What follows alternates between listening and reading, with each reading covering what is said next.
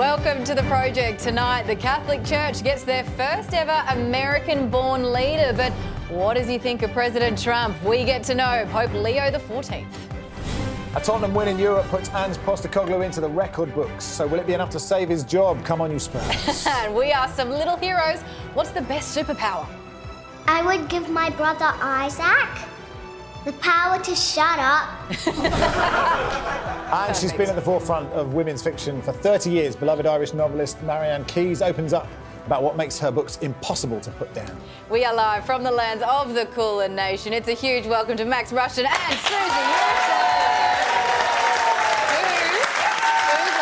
I don't want to ruin anything, but big fan of Marian Keyes sitting right here. Yeah, the biggest. It's the best night of my life. Yeah, Are excited. you nervous? Are you starstruck? How do you think you'll Max, cope? I'm not listening to anything you're saying. I am just happy. The good news for me is I signed a massive deal with 10 because I haven't been on for a while. Yes. But now all I do is I come on every time there's a new pope. Oh, so yes. I'm delighted to be at Times. And I can't wait for my next appearance in 25 years. Oh, fantastic. You'll be fully brushed up on it all then. Exactly, I'll know who they are. Right, to the thunderous cheers. We'll talk about him now. Of hundreds of thousands of faithful, Robert Prevost, a US Cardinal, has been elected as the new Pope Leo XIV. Here's how it all went down.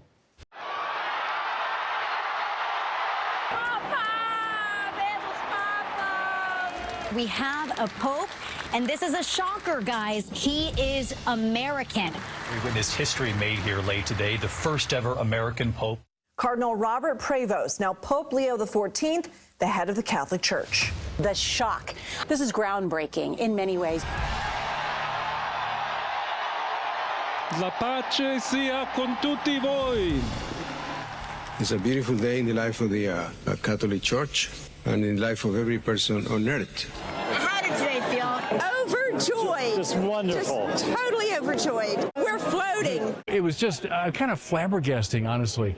I've known him for a little while, a man of great intelligence. A lot of us were saying, myself included, they'll never elect an American pope. Well, they did. Now, one burning question I have is he a Chicago White Sox fan? He's the first USA pope, and that's a great blessing for the United States of America. We're a little bit surprised, but very happy. It's just a great, absolutely great honor. I'm watching, and they said, he's from America. I said, that's great. As the first North American pope, Pope Leo XIV's leadership comes at an important time for the Catholic Church and for the world. I will invite His Holiness Pope Leo to Australia. I think this is a man with a genuinely missionary heart. I am very much looking forward to his coming to Sydney for the International Eucharistic Congress in 2028. I'm happy.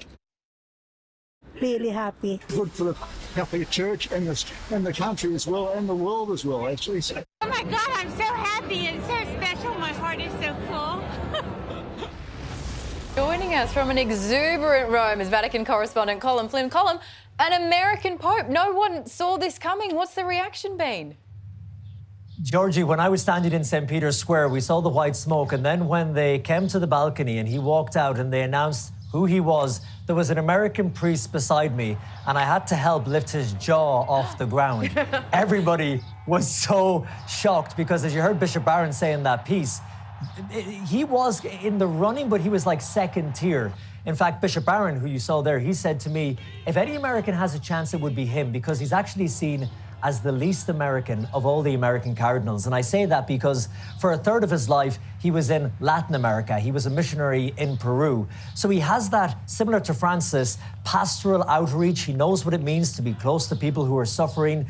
And he's going to bring that into his papacy. And what I thought was really interesting was when he stood on the balcony of St. Peter's Basilica, the sun setting behind him. It was a beautiful evening in Rome.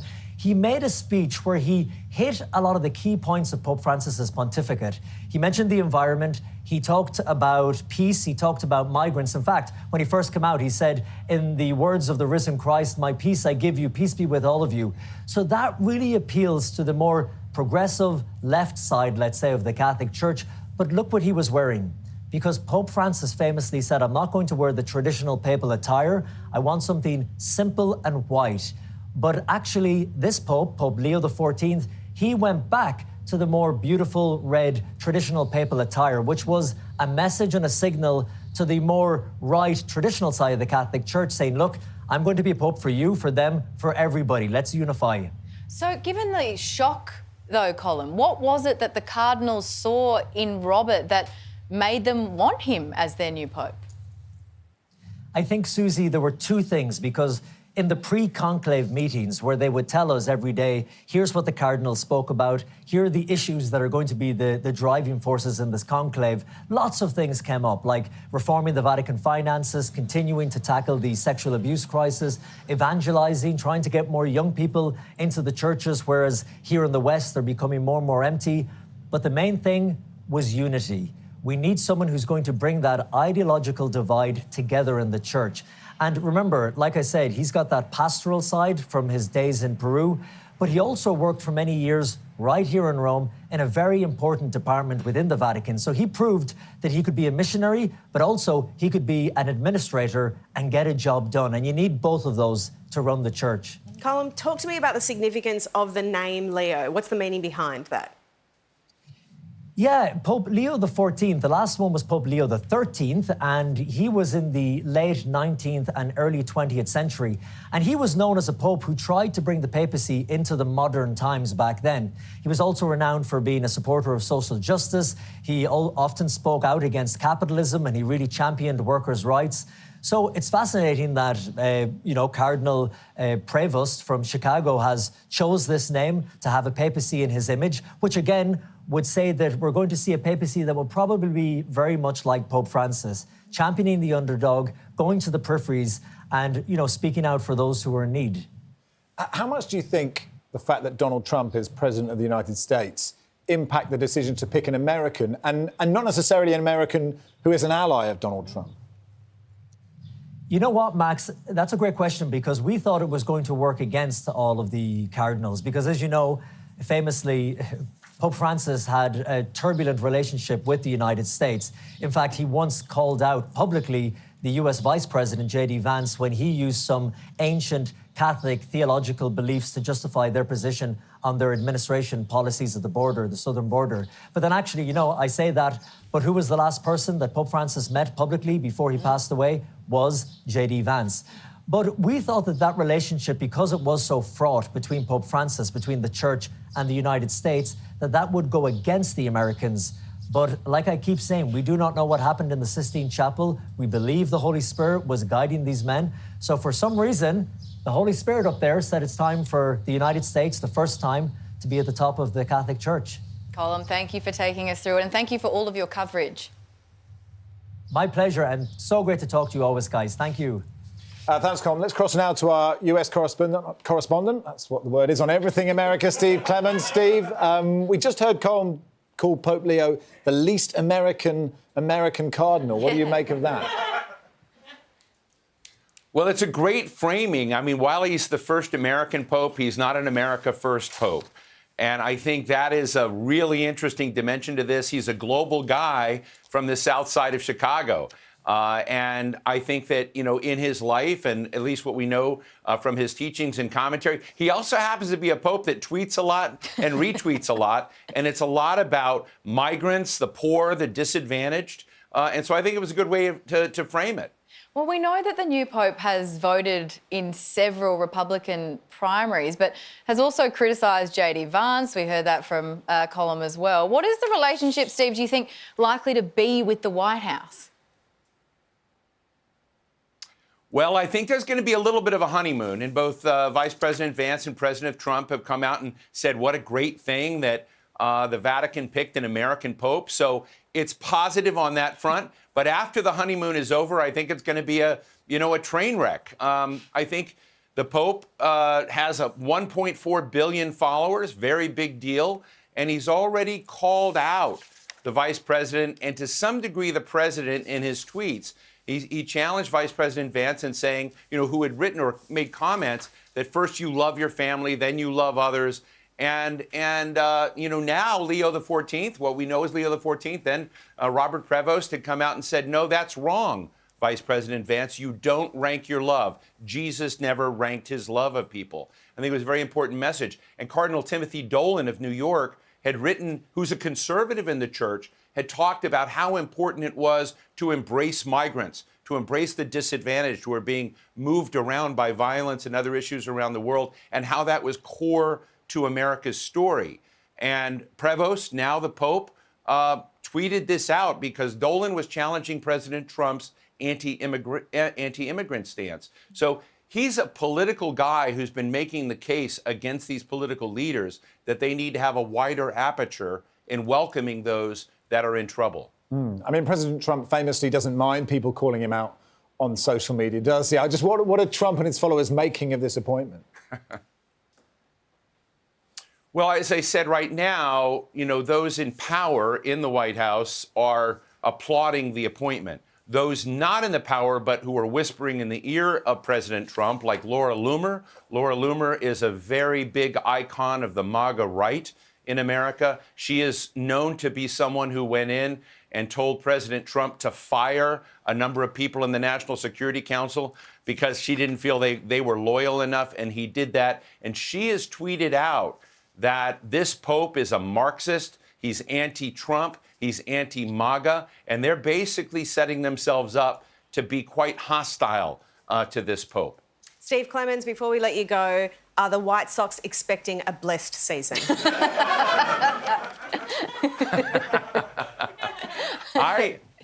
I think fortune may look down on them with a smile. Hey, Steve, thanks so much for coming on. I appreciate your time. Well handled.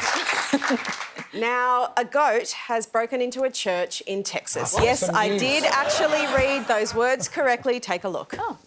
That's right. A church in Tyler, Texas, say the goat saw its own reflection in the window and rammed the doors, causing close to $1,600 in damage. Yeah, we've all been there. We've all been there. Sorry, what? I guess actually there is a woman in the elevator who always looks at me and she wears the same thing as me. She's kind of Lebanese. I'm going to fight her one day. We've got to take a break. We'll be right back.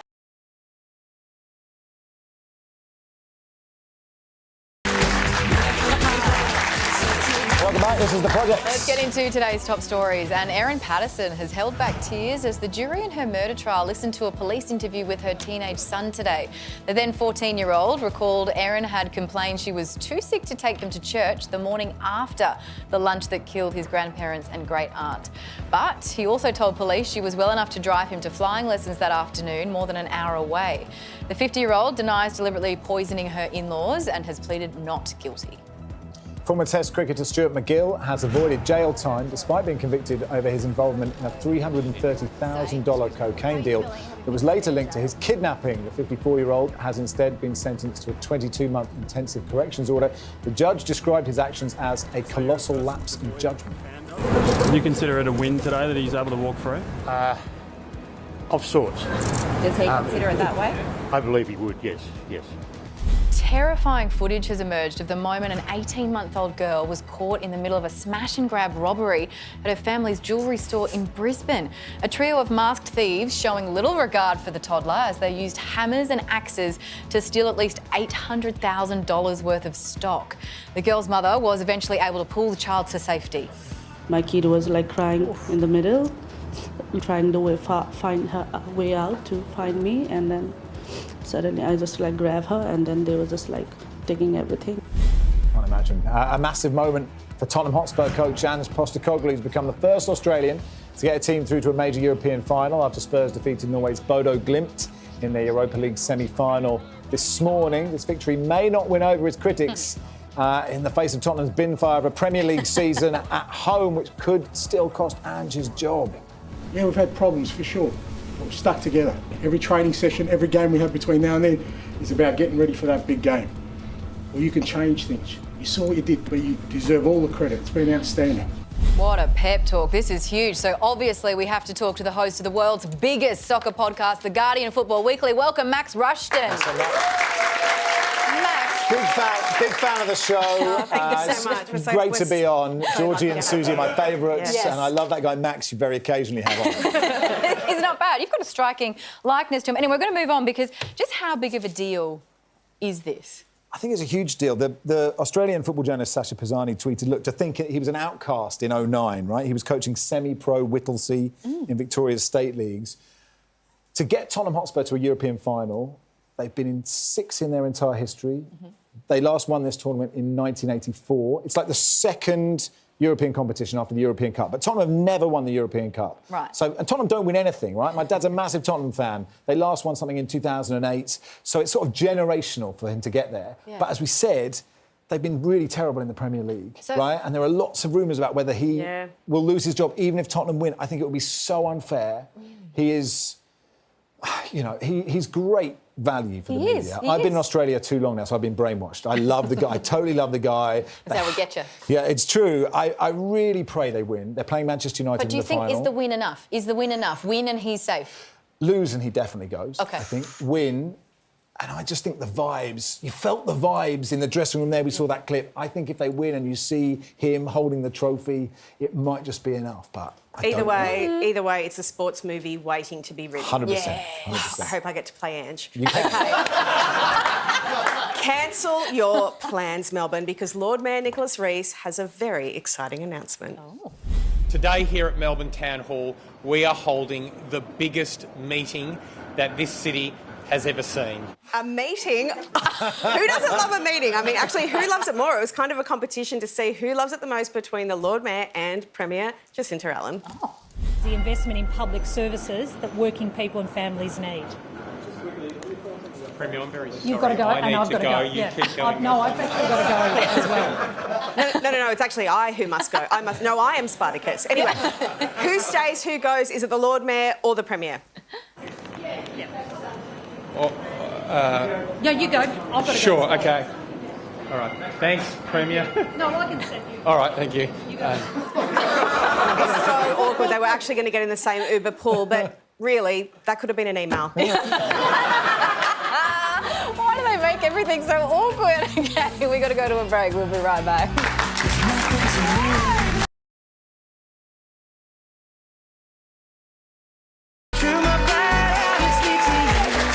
Hey, this is The Project. Now, a hero's welcome for Anthony Albanese from his new super-sized Labor caucus in Canberra today. However, Ed Husic wasn't there. His demotion, along with that of former Attorney General Mark Dreyfus from the front bench, clearly a bitter pill to swallow. And with the PM expected to finalise his new lineup over the weekend, he today stressed to MPs, new and old, the importance of party unity. Not getting ahead of ourselves, of being focused, not on ourselves, because I've seen that happen too. We know where that ends. Focus out on the Australian people. And focused he is. Obviously a very important moment for Prime Minister Anthony Albanese, and nothing could distract him. With the Labor movement, with the business community, with... Oh, no, hold on.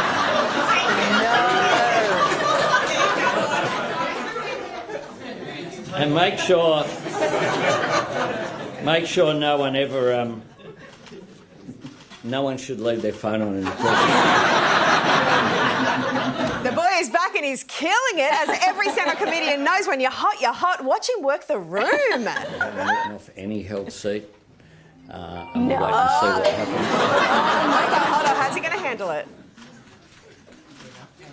Unbelievable. Why aren't you watching? Oh. They're loving him. You'd think ABC 24 and Sky would be covering this, but anyway. He's got them in palm of his hand.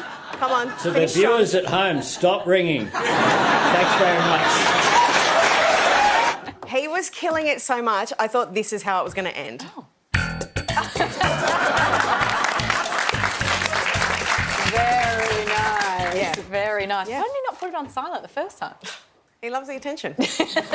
Sensible question there, Yeah. you're right. Yeah. There is a city in the Sunshine State hoping to make the most of Ed Sheeran's musical comeback. After focusing on family life in recent years, the global superstar is back performing, doing surprise gigs in his hometown of Ipswich in the UK. Plinky plonky. Now, the... Sorry, what was that? It's not this kind of music. I'm not saying it's just plinky plonky music. There's nothing wrong with that. I'm a big fan.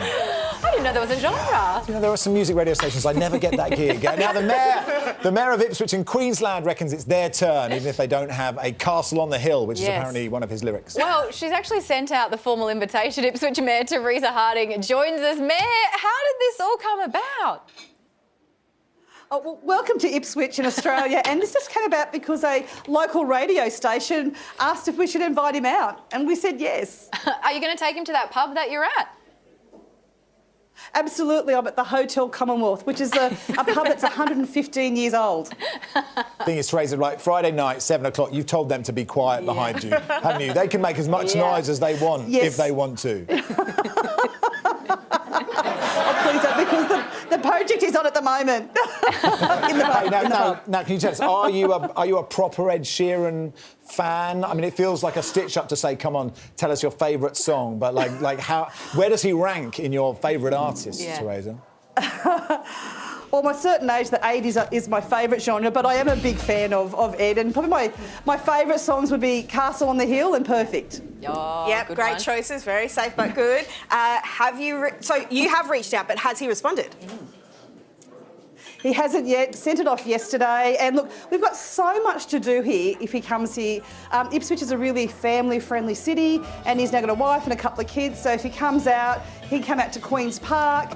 Next weekend we have our annual Ipswich show, and he can come out there and have a strawberry sundae and have a great time. If he wants something with a little bit more adrenaline, we have Queensland Raceway out here, and he have a V8 supercar experience. Yes. Go hot air ballooning.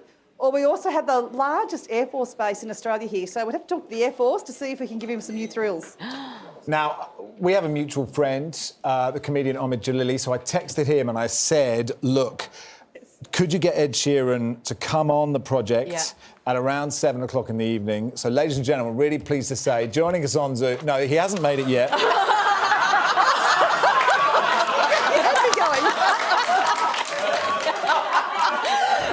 Continues. But Teresa, Omid says you can say that you know me, this is Omid, and I know Ed, and we are working on it. So that's as far as we've gone, OK, Teresa? Yes, that was the biggest anti-climax. But I was going to say something I can't say.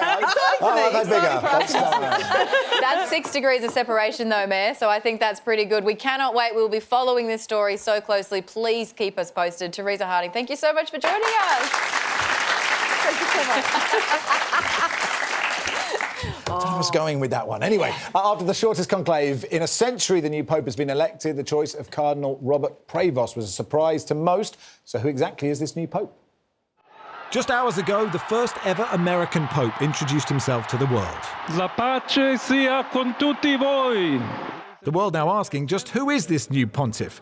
We know he's a Leo, specifically Leo XIV, his name a tribute to Leo XIII, the Pope who steered the Church into the 20th century amid a period of change. Leo XIII was the one who started the Catholic social justice movement in the Catholic Church. And so I think that's a signal. Born in Chicago in 1955, Robert Prevost earned a bachelor's degree in mathematics before receiving his diploma in theology, making him an expert in both sin and sign. That's a maths joke. I think he's a very intelligent person. I think he's very well read, but he's never lost the pastoral touch. He really knows how to connect with people. At age 30, he moved to Peru to work as a missionary, becoming a pastor and teacher in the country's northwest. He became a close confidant of Pope Francis, who would later ordain Prevost as a cardinal. But I am American, and I think I do have some insights into the Church in the United States. Prevost's ascendancy was as much a surprise to his family as the rest of the world. His brother learned the news at the same time as everyone else. My wife called and said, white smoke, white smoke. So I turned the TV on, and when the cardinal came out, and we were all waiting, and he mentioned Roberto, I knew right away. There were celebrations across both Peru and the US, though Americans immediately dug into his personal politics, discovering he had voted in both Democratic and Republican primaries. But a Twitter account suspected to belong to him appeared critical of the new administration. J.D. Vance is wrong. Jesus doesn't ask us to rank our love for others.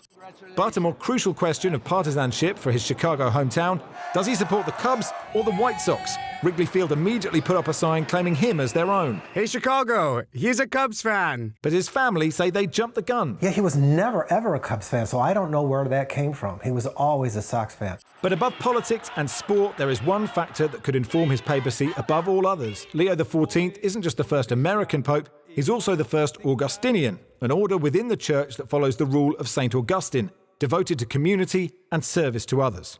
So how will this worldview inform the future of the Catholic Church? Well, Father Peter Jones is the Prior Provincial of the Order of St Augustine for Australia. Father, because you're both Augustinians, was he your number one pick? We try not to be tribal. What's important is that in the Pope's address this morning, that those clear themes for me emerged, that he talked about peace, he talked about building bridges, he talked about dialogue, and those qualities are deeply embedded in his person. They didn't just begin today. Certainly those of us who have known him for some time, he is that person who values human relationships, friendship, respecting the dignity of other people, and a sense of working for what is just and right in fairness to all. So, Father, you have crossed paths with the new Pope before. Yes, and many of us in the order have. From a personal point of view, I lived in the same community with him as a student in the 1980s, but then later on he was leader of our order internationally, and he always placed great importance on getting to know each of the members of the order and communities in the many countries where we're present. So when you're hanging out with him, are you then chatting to your mates going, he seems like someone who could be the Pope? I suppose it never entered my mind, but granted that it happened today, I'm just filled with gratitude because the qualities of the human being, they will be the same qualities that will characterise him in his role as Pope Leo. But he wasn't one of the most mentioned names, so we were taken by surprise today. But certainly we can see that it makes sense in terms of who he is. What is it like when this type of announcement comes through, Father? Is it like a viewing party? Do you have your clergy and you're all sitting around watching for the smoke? Well, what you've got to remember, this happened at 2 o'clock in the morning, Australian time. So I just happened to have the radio on that hour, and all of a sudden at 2:07 this morning, the white smoke. So obviously I kept the radio on, and then 3:14, this surprising announcement. Then I very quickly tried to wake up others in the house, and some of us watched him come out on the balcony at 3, shortly after that. Father Peter Jones, thanks so much for your time. Thank you very much. Let's head to some other news. And the trial of accused mushroom murderer Erin Patterson continued today with evidence from her children revealing more details about the circumstances that led to the fatal tragedy. Evidence today from Erin Patterson's then 9-year-old daughter. I was asking her what we were having that night, and she said she was making leftovers from yesterday's lunch. Those leftovers raising alarm bells as Patterson's children were taken to hospital the next day. We drove to Melbourne and we just got a blood test and stayed the night.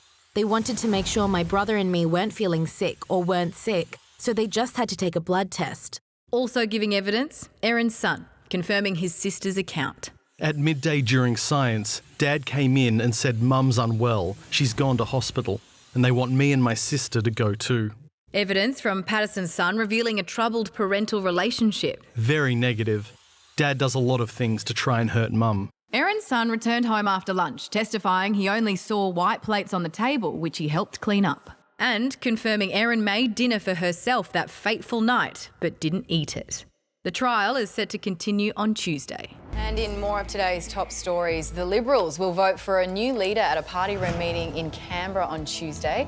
Angus Taylor wants the job and says he's keen to rebuild with more robust debate. Dan Tehan's ruled himself out of the race, pitting Taylor against acting opposition leader Susan Lee, who confirmed today she will throw her hat in the ring. She says the party got it wrong and needs a fresh approach. I'm determined and convinced that I am the right person to lead the party forward at this time. And I think my appointment would send a strong signal to the women of Australia. Yes, it is your duty to clean up the bin fire of everything that is happening, women of Australia. I feel that this happens not only in politics, it happens in pretty much every field around the country and around the world. As soon as something has gone so completely wrong, it's like, okay. Well, I guess we could let a woman try and fix it. Let's do it. Go.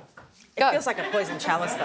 Yeah, it really does. It really does. That term glass cliff is getting thrown around, and I think that when everything's on fire, I don't know, it's like you can make inroads, right? Anything could become a positive, but I don't know. Would you survive till the next election?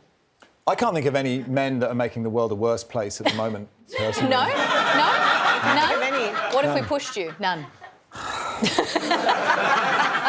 I mean, it would be better if all the important roles in the world were held by women. I would happily say that. Thank you so much. Do you want to read this next bit as well? You woke idiot. Yeah, my words. This is for a man to read. You can't handle it. Arts news now. It was a unanimous decision from the judges. This year's Archibald Prize has been awarded to a woman. I can't believe it. Julie Frager for her portrait of fellow artist Justine Williams, entitled Flagship Mother Multiverse. She received a winner's cheque for $100,000. It is the 15th time the Archies has been awarded to a female artist. Meanwhile, Abdullah's painting of Jason Fu in No Mountain High Enough won the Packing Room Prize. That's the end of the art news. Yes. I can't wait for that comment to be taken out of context.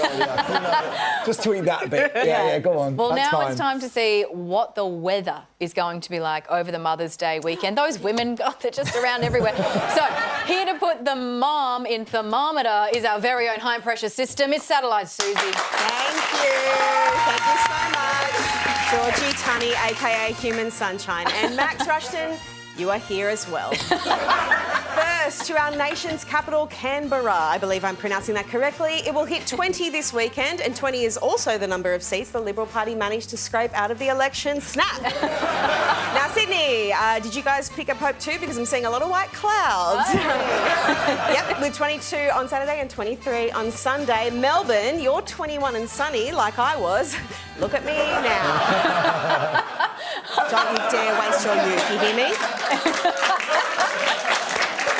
But apparently it's perfect weather to be growing damn mushrooms. For legal reasons, I'm being told to move on, and I absolutely pay that. Brisbane, on Sunday, you'll experience highs of 24 and lows of waking up realising you've forgotten Mother's Day. Once again, why do I always do this? I really hope one of the Yusuf sisters has bought the present, and I promise I'll pay you back.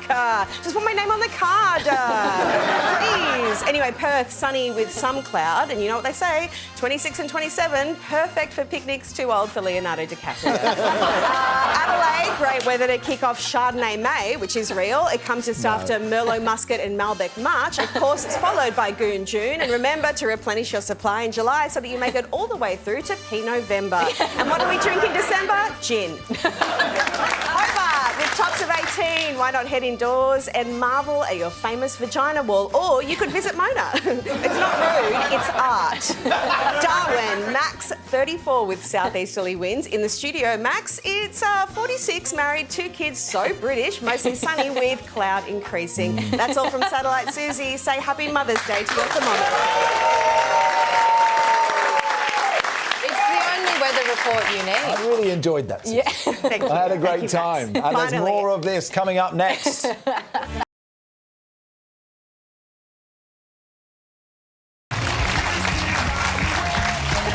Hello, this TV show is The Project. Now, the greatest action hero to ever action hero is risking it all on the big screen once again, and I was lucky enough to get my very own pep talk from action hero Tom Cruise. People ask me, are you afraid? It's like... Because you should be. Yeah, but there's things like even in life where I feel it, but I'm not afraid to feel it. I think that's the difference. I'm not afraid to be afraid. I'm not afraid to not know something and work on trying to figure out how to know it. I can't help but be passionate about what I do, and I'm all in, you know? I'm all in as a friend, as a co-worker, you know, as kind of, you know, attacking life, really. Georgie, he is your friend now, and he's all in. He's all in. He's all in, as he said. I cannot wait. Confirmed. All in on the project as well. How's he got less grey than me when he's done? It appears more adventurous things. I know, How does that it's happen? wild. But you can catch the full interview next week here on the project ahead of Mission Impossible, The Final Reckoning, hitting cinemas very, very Now, tramp stamps are making a comeback. Hooray. I get the serious stuff. What a segue. All thanks to Gen Z's love of the Y2K aesthetic. I'm just reading words now. The lower back tattoos, once considered trashy by some people, are no longer a problem, apparently, with many new recipients flaunting theirs on TikTok. And it's not just the average Joe jumping on the trend, it's embraced by celebrities like Miley Cyrus and Chrissy Teigen, whoever they may be. Ah, that's your art correspondent continuing. And how old is too old for clubbing? Well, the great news is a new survey of 18 to 24-year-olds has found 52% thinks that you're actually never too old. But not everyone agrees. 45% believes 40 is the cutoff, while 38% thinks it should be 35. 13% think 25 is the limit. Max Rushton, end it now. What is the actual age that is officially you no longer club anymore? 18 to 24-year-olds have found 50% reckon you're never too old because they're not 46. Yeah. That's what it is. Yeah, yeah. The thing is, you know, whenever you see a queue for a nightclub and then when you're old, you just think, you're never going to find what you want in there. Just don't bother. It's an awful racket. It's a terrible fire risk. Don't bother. Yeah. I'm with you. But don't I'm waste your with you. youth, as Susie said. Plinky plonky, amen. Now, since time immemorial, aka when Max was young, kids have been obsessed rather than oppressed with superheroes. Both is true. It's going very well. Let's see if we can fix it. Okay, look, they're timeless. So I went and spoke to the Little Legends of Brunswick South Primary to find out which superheroes are in, which ones are out, and who in their lives stack up to Superman. Ooh. What do you think a hero is? I think a hero is someone that does good stuff. They save the world from doom. A hero is a person that helps people when they're endangered. Do you know any heroes? Superman, Captain America, Iron Man, Wolverine. I think Deadpool is one. Yeah, I think so. Captain Underpants. Who is your favourite hero? Batgirl. Batwoman. Yeah. I mean, she's not a girl, not yet a woman in many ways. My favourite hero is Superwoman. Superwoman? Do you think she's as flexible as you are? Have you heard of a hero called Susie Youssef? No. No, I think she's up and coming.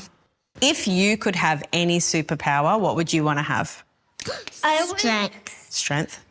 And invisible. Invisibility, so I could get the candies that I can't have. Turn anything into food because I really like eating stuff. Oh, okay. Powers that, I can't die. I would be Thor and Superman. Who's Thor? Thor is like he's the god with the hammer. Chris Hemsworth plays him. He's, God. Yeah, he is a god. He's physically perfect. Did you know, Elon Musk could end homelessness? Yeah, if he wanted to. Yeah, which he doesn't. Time travel, forwards and back. Because one time one of my friends lost their tiger toy, and I would wish I could go back in time and just grab it and give it to her quickly. The reason why I don't want super strength, because of the pesky rules of physics, is because if I went bowling, I would go whoop, and then all of the pins would just go crack. If you're super fast, that comes in handy a lot, right? Yeah. Who cares if you're on fire? Yeah. You run so fast, the fire gets bigger. The friction causes you to burst into flames. Oh, my gosh. So this is those pesky rules of physics again, am I right? Jeez. I hate the rules of physics. I know, they're just keeping me down, literally. If your mum or your dad or someone in your family was a superhero, what would their superpower be? I would give my brother Isaac the power to shut up. Mum, probably bouncy. Bouncy?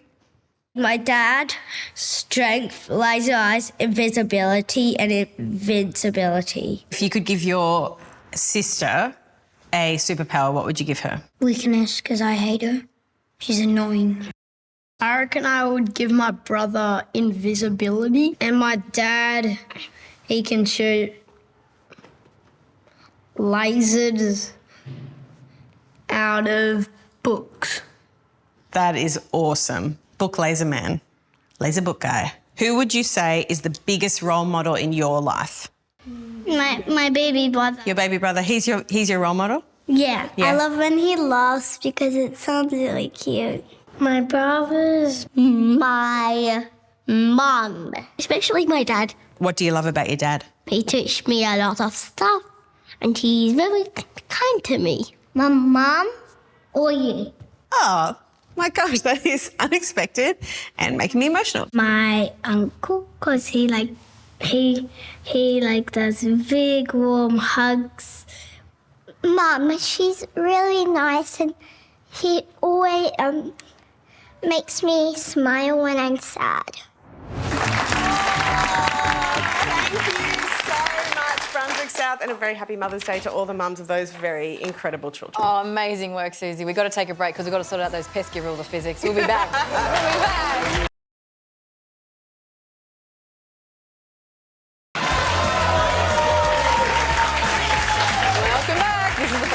And now she's the beloved Irish novelist who's entertained readers for 3 decades with titles such as Grown Ups, Watermelon, Sushi for Beginners, and her newest, My Favourite Mistake, and with more than 30 million books. 30 million books, that's a lot, Marian. Sold worldwide. Marian Keyes is in the country to share lessons she's learned from her life of writing. And she joins us on the desk now. Would you please welcome Marian Keyes?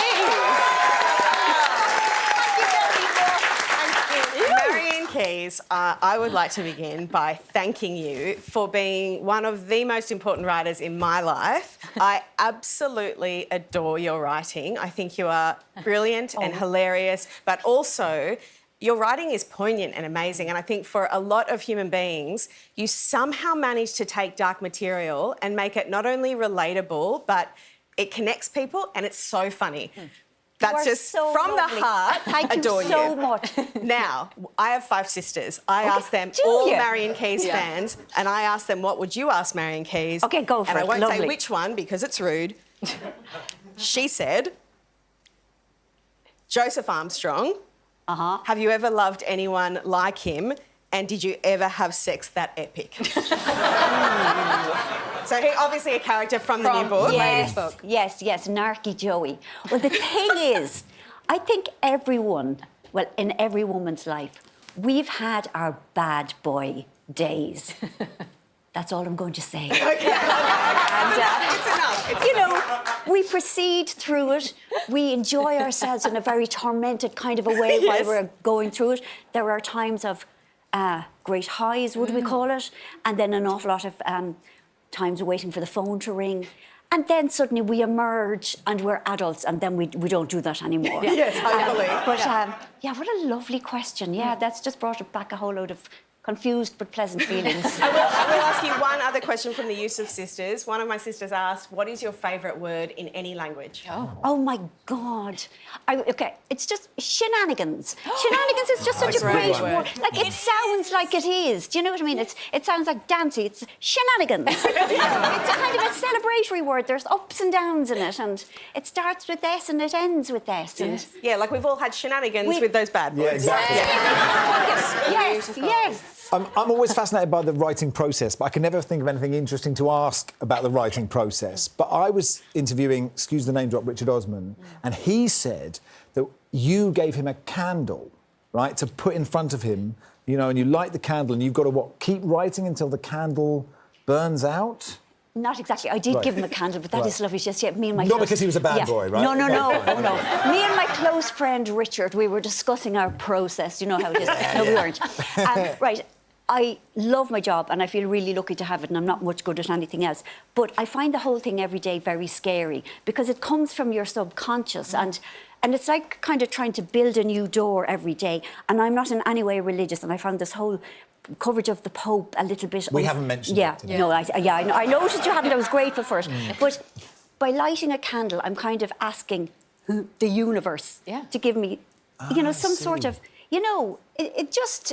Do you kind of believe it's not just me that does it. Yeah. So he said he was scared as well, and I said, well, look, write a candle and see if it works out. And it has worked fantastically, I believe, I'm told. Because I thought it was you would just write until it burnt out, and your books take 2 years, and I was like, that is a bloody big candle. Yes. Well, Marian, no, you light it fresh every day. Sorry. You say that, you're not much good at anything else, but you're so bloody good at this. Thank you. Like 24 books now. What number book did you go, oh, this is my job? Like, oh, OK, I've got this now. This is a full-time job. I can do it. Maybe 4 books ago at the break. 20 books in? Yeah, but nobody treats it like a real job. Like, my mother expects me to drive her to the hospital every day of the week. Do you know what I mean? But nobody else can take her. No, because they're at work. Or like I have to wait in for people to fix things because, I don't have a proper job.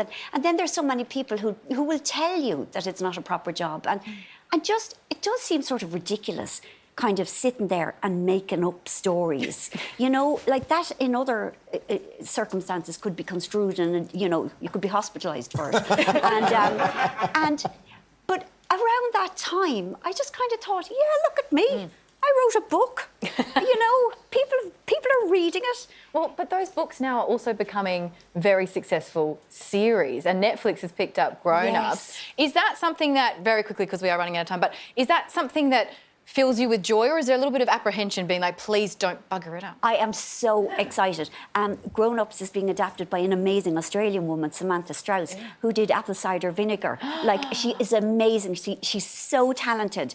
And I've seen the scripts for the first 2 episodes. They're amazing. But even if they weren't amazing, it would be fine. It's fun. It's something different. I am immensely grateful for it. And it's not a proper job. Like, this isn't a proper job. Marian is appearing at the Melbourne and Sydney Writers Festival, plus a couple of other cities. Head to our website for details. Her latest book, My Favourite Mistake, is out now. Please thank Marian Keyes. Keep the